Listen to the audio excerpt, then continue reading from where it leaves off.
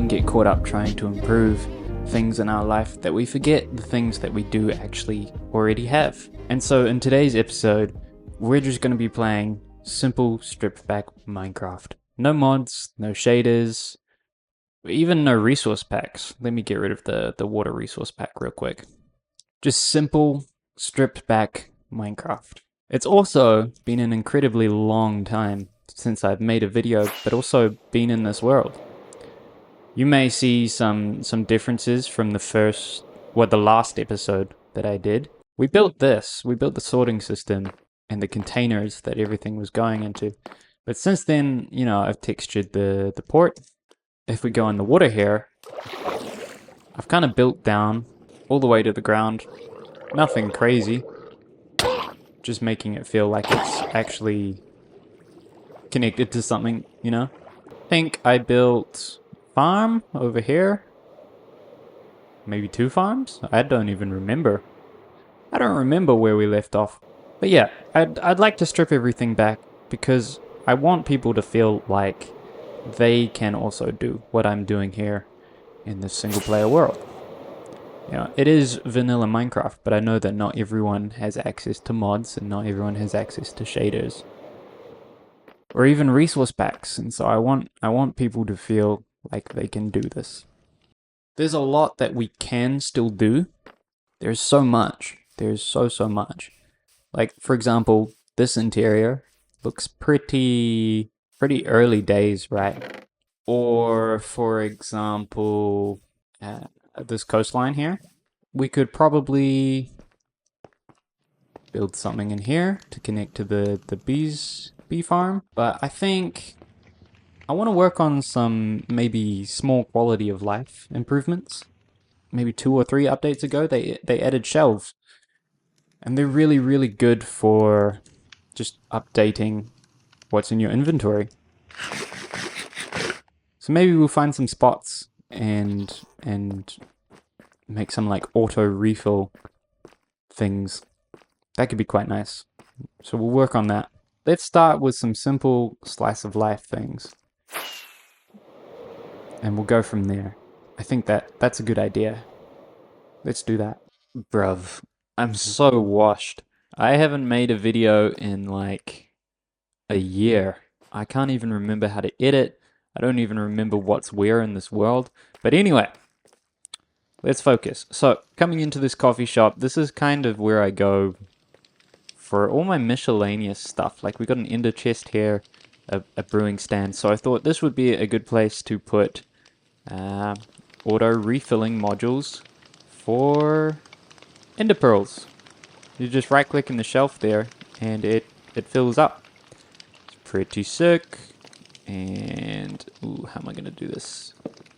You can see behind we just have some hoppers coming in and just a big barrel full of ender pearls. So when you swap something else, when you swap your inventory slot out for the 14, it'll just keep filling up. So you'll always have full stacks in there. And same for the rockets. So there's the same thing, a barrel and some hoppers behind, and you just swap it out and you got a full stack. So handy. Really nice. But there is a problem that I have just learned. I never actually built an Enderman XP farm. Sorry for the slow falling. That's how I recorded the montage at the start. That was also recorded with no mods. So this is quite a fun challenge. It's forcing me to be creative in how I get some B-roll. And yeah, it's a fun challenge. But back on topic. We don't have an Enderman farm, which means that I don't have a supply of ender pearls. So we need to build an Enderman farm. And also, I need to AFK some gunpowder because it's really short. We don't have a lot. And kind of a subgroup of that would be auto crafting rockets, I think. So those are some chores, let's say. Let's come over to the iron farm. The great big beautiful iron farm that gives me so much iron that I don't know what I've done with it all. Maybe it's all in the sorting system. This place is really empty, so I think we should have a go at organizing this. So the plan is, I do have a creative test world somewhere. I don't know where it's gone, but I've put this down, and we're gonna at least build the floor for this main hall. I think that'll be a good first step. I don't know how I'm gonna montage this. Maybe I'll just bring you along on the building process.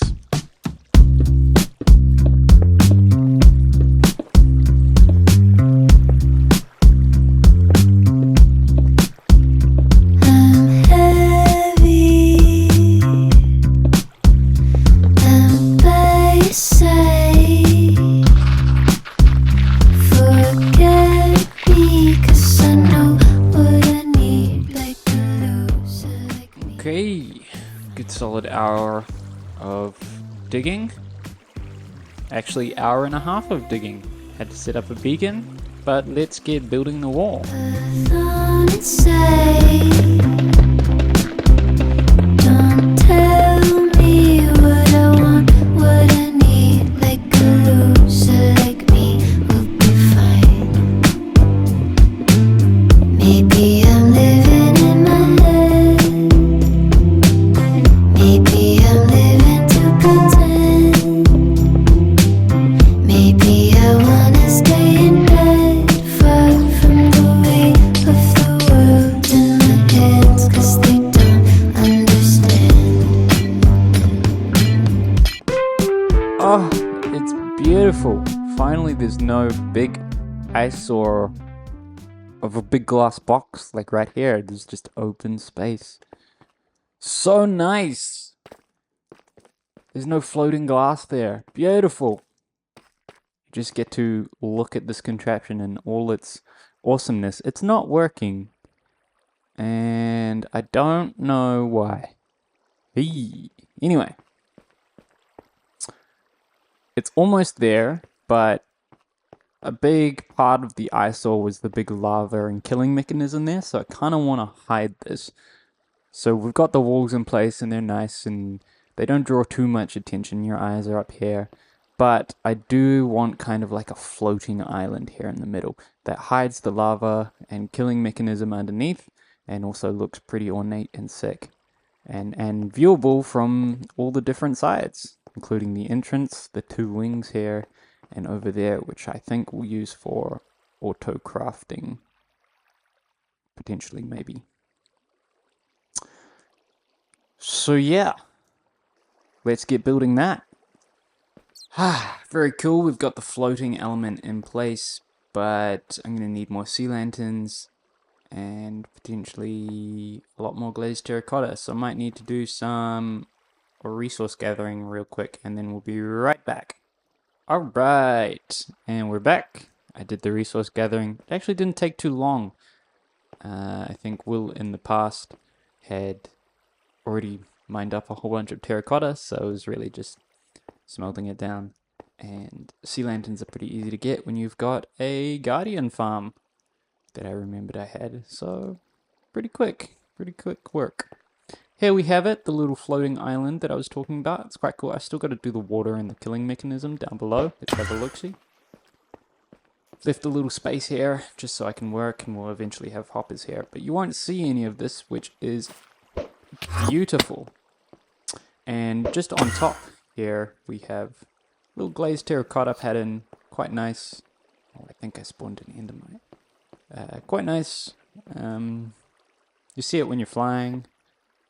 Like if I do this. It's pretty cool. Pretty nice to look at from above. But yeah.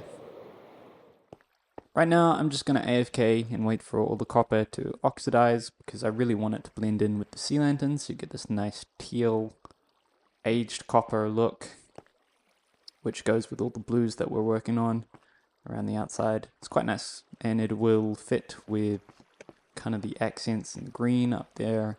Orange just kind of sticks out like a sore thumb. But that's essentially the stylized version of this iron farm. So when / if I figure out how to get this working again, the iron golems will just shoot down straight into the water. We don't have this big ugly glass block. We don't have this big ugly glass box up here that we have to look at. No more eyesores. It's actually quite pretty. I think this is where we're gonna leave the iron farm for today.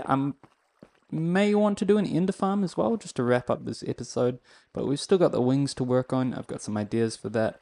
Kind of want to incorporate kind of a library aesthetic, and I still need to work out what I'm going to do in here. But for now, I'm just going to AFK here and wait for it to oxidize. And we're back. So it turns out waiting for copper to oxidize actually takes a really long time. So you can see I have actually built out the killing mechanism. We've just got some lava in here, some hoppers underneath, and there is a big hopper line.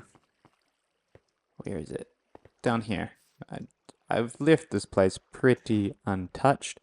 No idea what I'm gonna do. We'll work that out later. But there's just a hopper line that comes down here. Iron farm is working again. You can see by the drops. And so, I'll quickly explain the issue. I mean, I don't know if anyone actually paid attention when I made this, but essentially what happened was the villagers, they weren't sleeping properly. They were all over the place. They weren't registering the beds that were next to them, so they're trying to sleep in beds further away. And that meant that after a certain amount of time, they just will stop spawning iron golems because of, I guess, insomnia. It also happened that if I come down here, see if I can do it. Yeah, I can do it. Subscribe. It also happens that down here, a couple of the modules were broken, and I'm not sure why, but I mean, once I had figured out what was wrong with them, it was pretty easy to fix. So, I mean, toggle states are never great to work with because they have the ability to break, but what had happened was these slimes had done something weird, these slime blocks. Sticky pistons were all over the place, glass was blocking them from dropping completely. It was a big faff around, but essentially I just had to build these 4 blocks again, really, plus the glass block there. Make sure that the buttons were on everything so that vines don't keep growing, and it's working fine. Let me turn it on. Oh, there is one more thing that I changed. I noticed that despite it working fine, we weren't spawning any iron golems, and so it was a quick fix. Let me find the on button. Whoop. Over here we have a hopper clock. Over here we have a hopper clock, and so originally there were 7 items in here. You'll see it, and I think it was just a smidge too short of a time. So the villagers weren't actually seeing this pillager in the middle here and getting terrified and spawning in their golems. So I just added 1 more block into that hopper clock just to give them like an extra second, just to spot the pillager, and it seems to be working fine. And I gotta say, it's pretty cool from down here, just to be able to watch the iron golems fall. There they go. Pretty cool. It's nice to see it working. And obviously this is well out of the range of the villagers, so I mean there's no limit to how many iron golems can be spawned at once, which is pretty awesome for our rates. Let's turn it off though, because I don't actually need all this iron right now. I can never find the lever. There it is. Yeah. So, I mean, it involved breaking all the beds, making sure that all the villagers were sleeping right, and fixing the redstone down there. Pretty boring stuff to watch. Troubleshooting is never fun to watch, but I did it, and so it works. And obviously the copper has oxidized in that time. I know I said I might try and tackle an end farm, but I think this is enough for one episode. don't want to drag it on for too long, and also I want to maintain. I want to try and maintain a healthy amount of projects. I add too much and it gets too big, and I think that was a problem when I was making episodes previously. But realistically, life happens, and who knows when I'm going to make the next episode. You just have to wait and see. But until then, thank you so much for watching. Hopefully you made it to the end. Please like and subscribe, that would mean a lot to me. And let me know what you think of the Iron Farm. See you in the next episode.